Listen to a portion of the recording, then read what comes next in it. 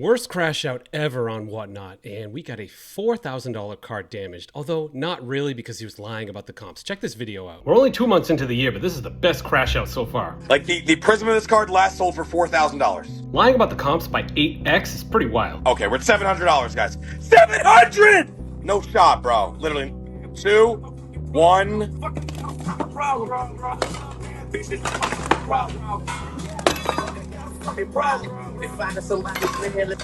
I'm never gonna sell him Whatnot.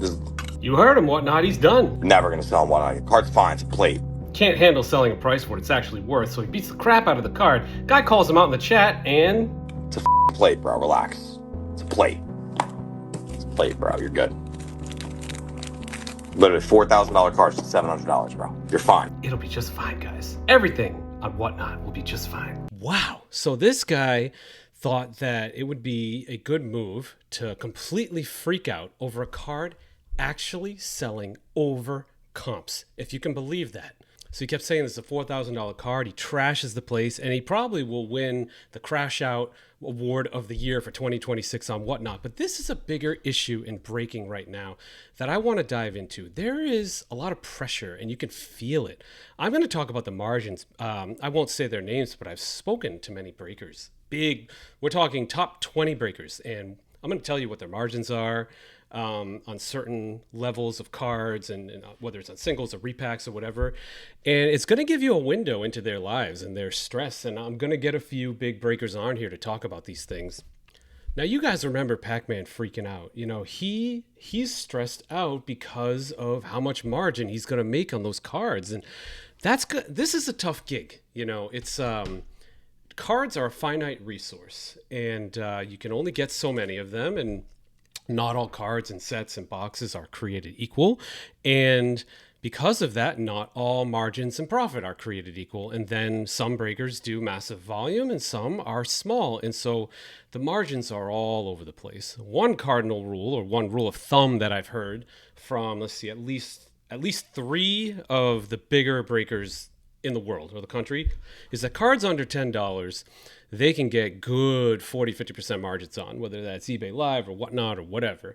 And you know, I call that the latte effect. It's actually a psychological price phenomenon where right now, I'm going to challenge you guys. Do you know how much you paid if you got your cup of coffee outside the house this morning?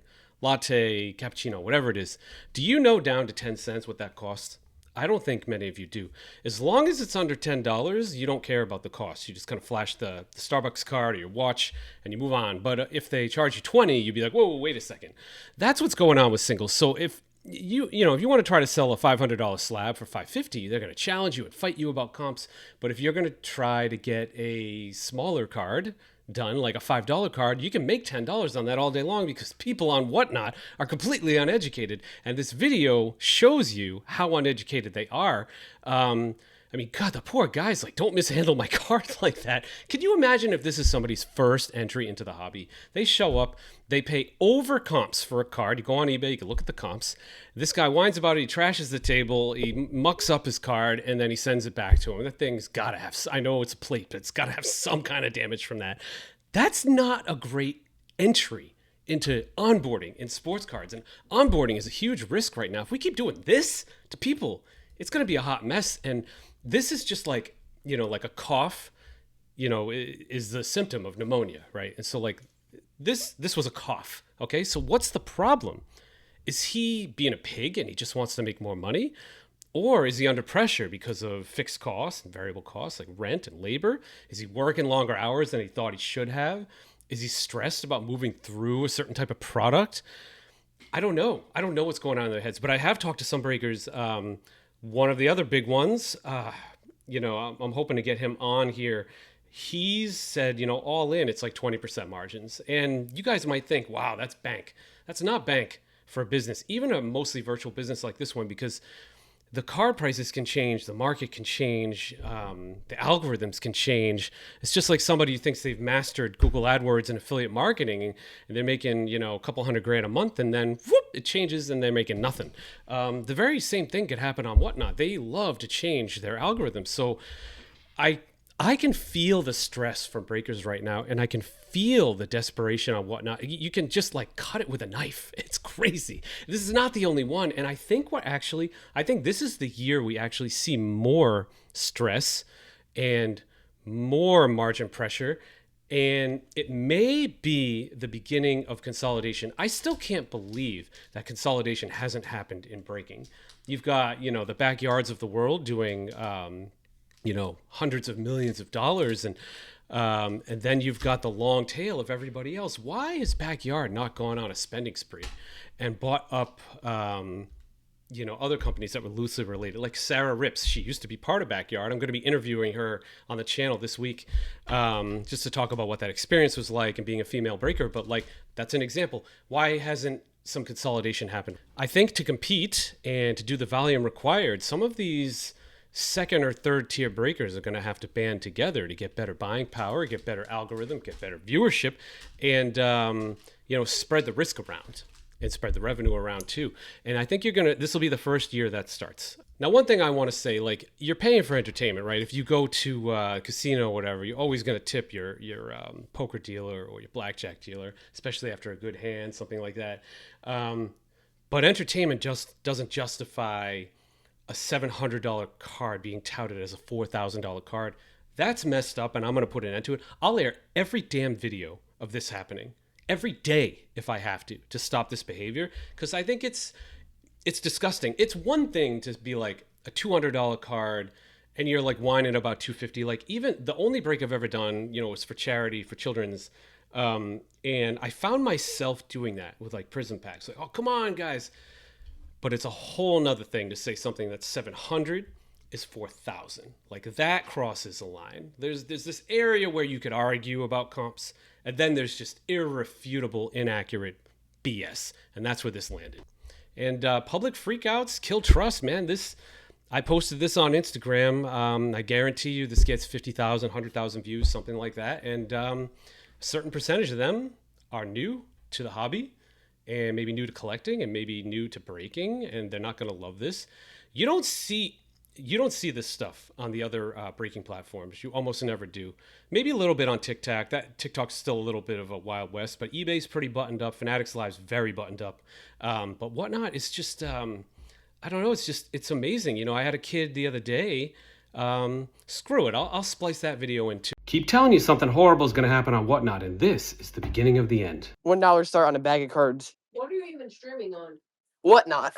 Come on, guys. Come on. Pop out your mouth. Come on, $1.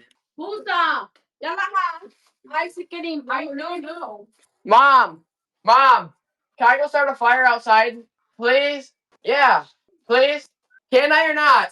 Well, chat, we're doing it anyways. For what? Who adds the Whatnot warehouse? You're the freaking idiots.